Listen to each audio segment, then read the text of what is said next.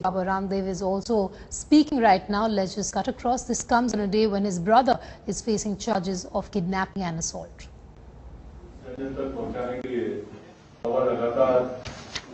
कस्बों में योग शिविर और अन्य आयोजन के माध्यम से योग को सर्वव्यापी बनाने में लगे हैं।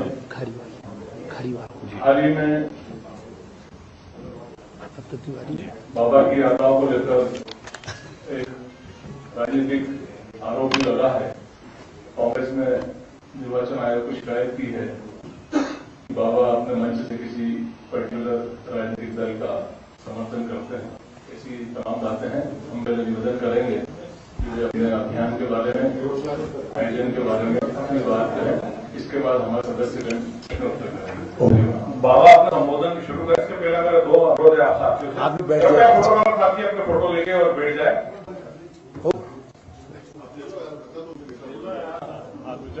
लो, दोनों हाथों से कर लिए, एक कर लो दोनों। बहुत बहुत जाओ, ठीक है ना। आपस में संवाद अच्छा है ना। धन्यवाद, प्रणाम।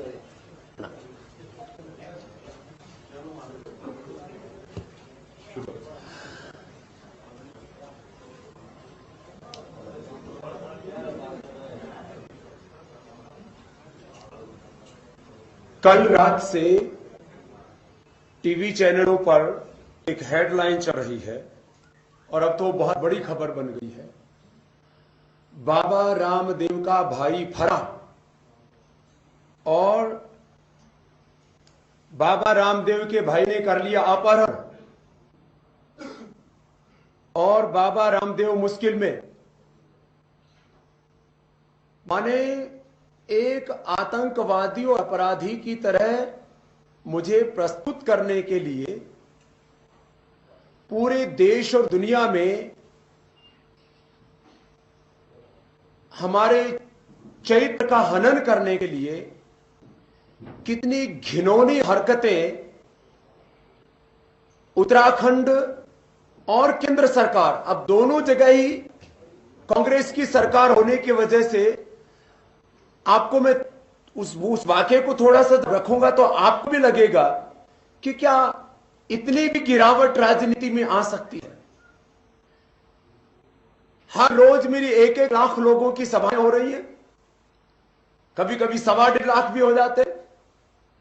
उनसे घबरा करके कि इन 4 राज्यों में अब महापराजय होने वाली है।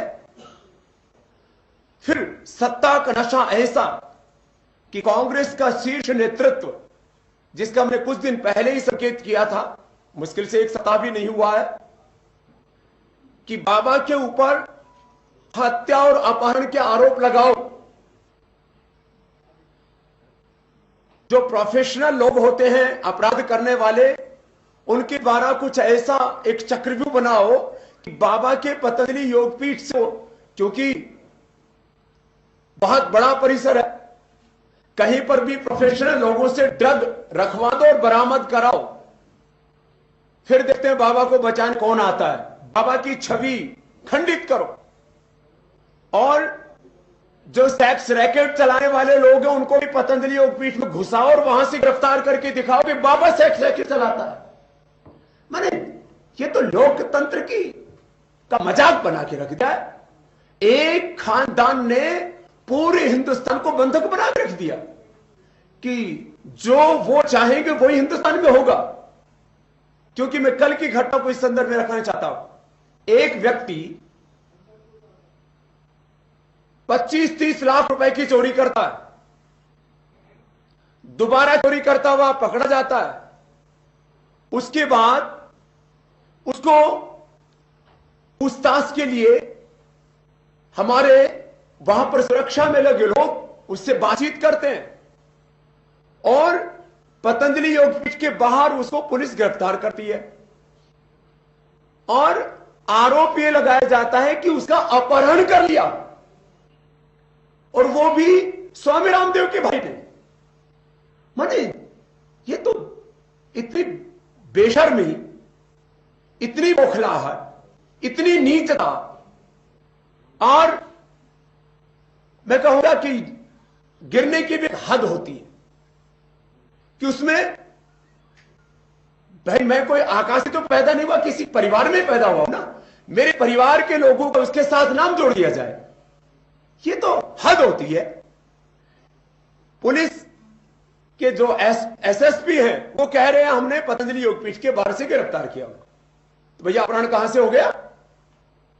पूरे देश में एक सनसनी से फैला दी गई कि बाबा रामदेव मानो के एक अपराधी है, उसका पूरा खानदान अपराधी है, पूरा पतंजलि योगपीठ अपराधी है।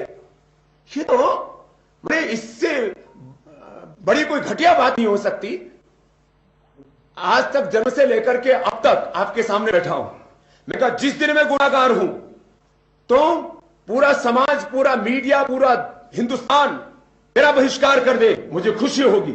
कि मैं गलत हूं तो मैं कोई साथ ना दे, मैं कभी हाथ नहीं जोड़ूंगा कि मेरा साथ दीजिए, लेकिन मैं सही हूं तो इस तरह से एक अपराधी और आतंकवादी की तरह कभी हिथ्रो एयरपोर्ट पर मुझे डिटेन किया जाता है कि बाबा आपके खिलाफ रेड अलर्ट है, और ये तो हार्ड क्रिमिनल और टेररिस्ट के खिलाफ किया जाता है। पूरी दुनिया में छवि बिगाड़ने की कोशिश, हिंदुस्तान में छवि बिगाड़ने की कोशिश कि बाबा रामदेव का भाई फरार, पुलिस कर रही है उसको गिरफ्तार, और उसने कर लिया अपहरण। माने चोर को पकड़ने के बजाय जिनके यहां चोरी की, जिस संस्थान में चोरी की, उस संस्थान के लोगों को ही अपराधी बना दिया जाए, ये कहां का न्याय है भाई? ये कहां का इंसाफ है? ये कौन सा जस्टिस है? ये कौन सा लोकतंत्र है? ये कौन सा संविधान से देश चल रहा है? इसलिए मैं बार बार कहता हूं हिंदुस्तान में संविधान और लोकतंत्र की हत्या कर दी गई है।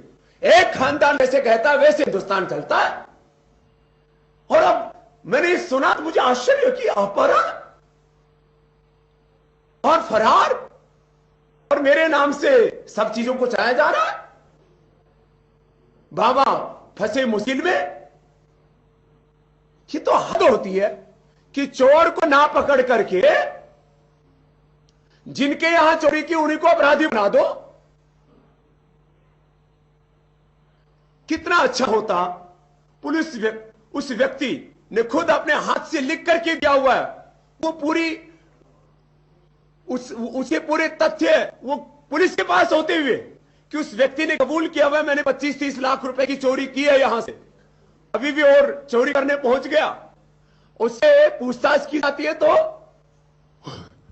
जो है संस्थान को ही कि संस्थान ने उसका अपहरण कर लिया। एक व्यक्ति जो 6-7 हजार रुपए की 5 जितनी भी वहां नौकरी पता होगा उसको संस्थान अपहरण करेगा।